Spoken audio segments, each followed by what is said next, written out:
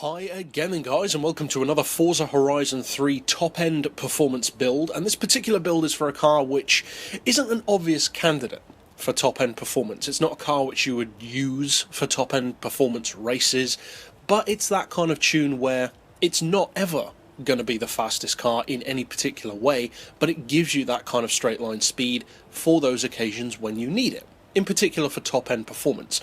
And the car is a vehicle which I haven't actually owned for that long. I bought it a few weeks ago, and the reason why is because of the price. It's such an expensive car, and also a surprisingly heavy one, being almost 2 tons. The Mini X-Raid Countryman.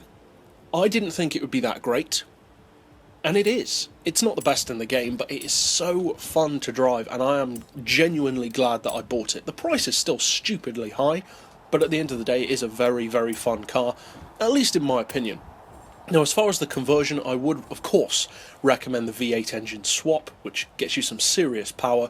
All-wheel drive is obviously the best option for an off-roader. Aspiration, you want the twin-turbo, or at least that's what I'd recommend. And as far as the rest, there's not a huge amount that you can do to it. So widen the tyres, change the rims if you want to, uprate the power, the brakes, all that kind of good stuff. Now, as far as the benchmark, I expected this car to maybe push 200, maybe at best. But it doesn't. It's a lot better than that. 225 miles per hour is not bad at all. The acceleration is also very good, especially for what is still a 2-ton vehicle. Now, as far as the gearbox, I would recommend a final drive of 4, then individual gears of 3, 2, 1.48, 1.15, 0.93 and 0.74. So considerably different to what we've got on many of the other tunes. As far as alignment, I've got 0 camber, 0 toe. You really don't need it on this car, so unless you specifically want it, it's just not really necessary. I've gone for 1 degree of caster for manoeuvrability, especially at lower speeds. Anti-roll I've got on 1, front and rear. You can make that higher though, if you want to.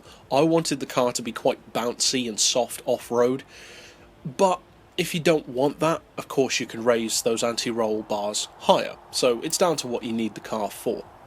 As far as springs, we've got those as low as possible for the same reason. I wanted it to be fast and fun, and the ride height I've got as high as possible, again, for the looks, for the off-road ability, all that kind of good stuff. Dampers we've got on 5 and 4, aero doesn't apply, and finally for the diff we've got 100% on acceleration, 0 on decel, but of course feel free to mess around with those if you want to. And for the centre split, I've gone for 70% in favour of the rear. You could go even more to the back, but it does become very quickly a very, very tail-happy vehicle, which isn't a bad thing, but sometimes it can be a bit too tail-happy and writhe around all over the place rather than just getting on with it and driving straight. So having it on 70% gives you kind of the best of both worlds. It gives you the straight-line performance, but without being too slippery. So that's it for the tune. And it's certainly putting out good numbers, but can it actually hit those numbers? Overall then, as far as this car's performance goes, as I mentioned, it's not the kind of vehicle which you take out if you want to be the best in any particular category. It's certainly not the quickest of off-roaders, it's not the quickest of SUVs, but what it does offer is a great level of fun. It is an absolute hoot to drive.